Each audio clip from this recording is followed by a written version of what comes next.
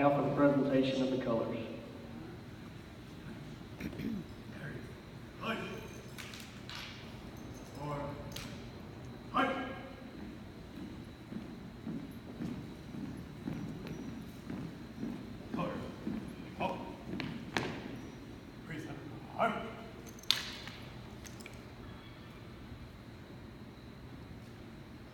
Oh, say, can you see by the dawn's early light what so proudly we hailed at the twilight's ascending, whose broad stripes and bright stars through the perilous fight o'er the ramparts we watched were so gallantly streaming, and the rocket's red glare noble thirsting air gave proof through the night that our flag was still there. Oh, thank us that star-spangled banner wave o'er the land of the free and the home of the brave.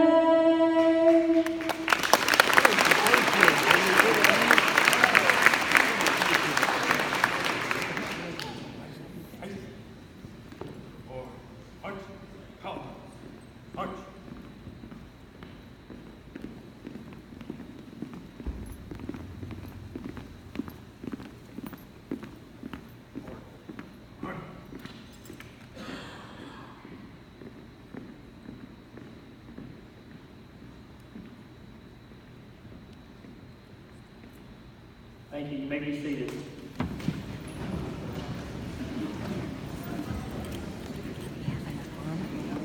Today we have the honor and privilege of offering our sincere gratitude to a very special group of citizens, our veterans, who at one time selflessly offered to defend this nation with their very lives if necessary.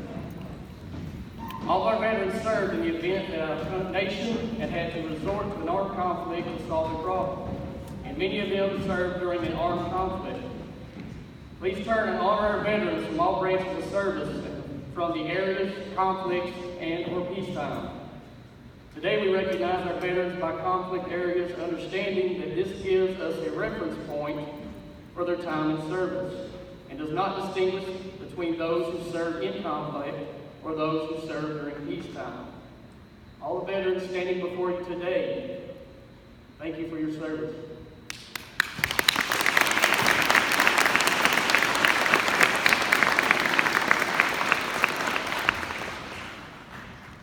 On November the 11th, 1918, the fighting of World War I had ended, and today became universally recognized as Armistice Day, and it honored only veterans of World War I. In 1954, after World War II and the Korean War, it was renamed as Veterans Day to honor all veterans who served America in defending our country. So today we honor all of our veterans who unselfishly placed their lives in harm's way for our freedoms. Those men and women were ordinary people until they heard the call of duty and answered it. They left their families, they left their homes, and they left their lives, not for recognition or fame or even the honor that we bestow upon them today. They fought to protect our country and to maintain our way of life. As we honor our veterans and remember the great deeds, let's also salute those who are currently fighting our freedoms today. The war on terrorism has helped us all realize how truly unique the American way of life is. The freedoms we enjoy is extremely special, and that is why we must defend it. So now is the time to not only honor those who fought or are currently fighting for our freedoms, it is also the time for each of us to take part in protecting it. The Defense of freedom is not just for those in the military. Each of us share the duty and the responsibility. You don't have to join the Army or the Marines or any other branch to serve, to actively defend our way of life. We can protect our freedom simply by protecting and practicing the constitutional rights here in America. If we want to preserve our freedoms, we must put them into action. For example, by voting in elections or peacefully speaking out against injustices. We must also ensure that everyone feels the benefits of our freedom. And we can do that by volunteering in our communities or teaching our children what it really means to be American. Veterans Day isn't just a day for veterans, it's a day for all Americans. It is a day to remember their sacrifices, and the day for all of us to remember that we have the responsibility to protect our freedoms and the freedoms of our future generations. Thank you for honoring our veterans today. Thank you for allowing me to be the speaker for today. Thank you, veterans, again for all that you've done for our country.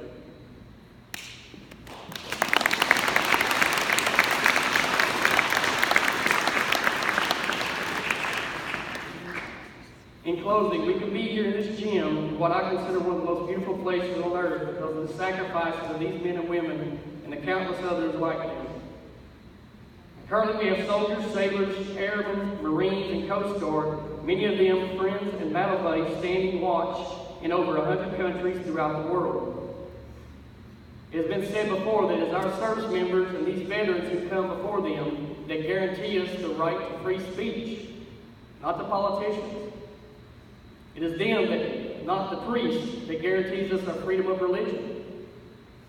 And it is them, not your teachers, that guarantee the possibility of a quality education. Today, we, the students, faculty, and staff at Thomas Walker High School, stand in recognition for the service members that are standing guard around the world today and these veterans, and say thank you. On today, we celebrate those who serve and all those still with us. No ceremony would be complete without the recognition of those who have served and have left us. Please join us in a moment of silence and remember for all those who have served and are no longer among us today.